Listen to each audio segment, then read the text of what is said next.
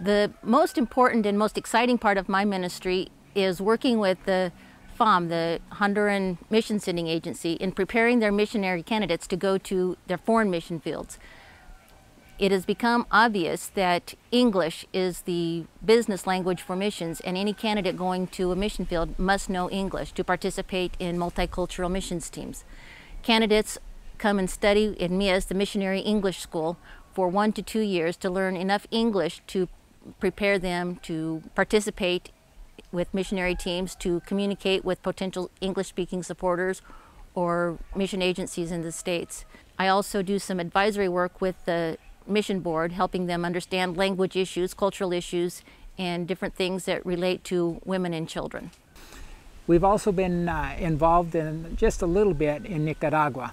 We've been involved with another missionary couple who go down from time to time to Nicaragua to minister to the churches down there.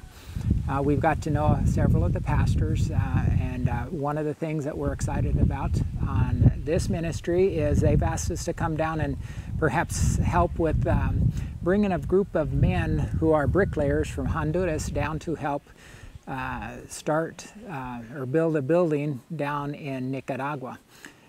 We're excited about that because it's perhaps the first cross-cultural ministry experience that the people in Honduras might have going down to another place.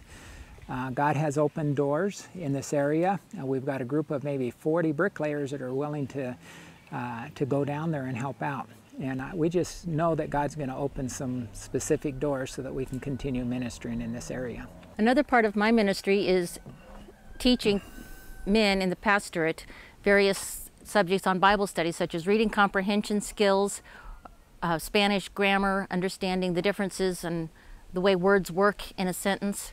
Most of the pastors in this area have very limited education, and so learning how to use these skills to better understand the Bible and to prepare their sermons is a very important part of my ministry. More than anything, our goal is to try to help the local pastors complete what God has called them to do. But we also are very careful that we do not do things that they can do for themselves.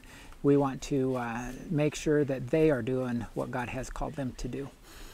Perhaps another exciting aspect of our ministry is when we are able to help a pastor or a group of men to realize the fact that God has already given them resources, and what can we do to help them as believers capitalize on these resources that God has already given to them. A good example of that is in the zone meetings that I'm involved with in San Luis. The pastor was talking about the idea of planting a bunch of banana plants, and so he asked if we could help get a hold of some banana plants. We got a hold of 800 different banana plants, and these were divided amongst 10 different pastors, 80 per pastor.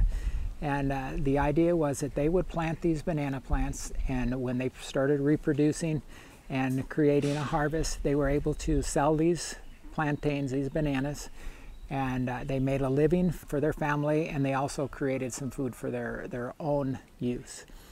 It's exciting to be a part of a local team. We have the privilege of having several missionary couples, but we also have 2 national families who are involved with our team. But you there in the States are also a very important part of our team, and we could not be here without the support of our friends, and we thank you for your part in our ministry.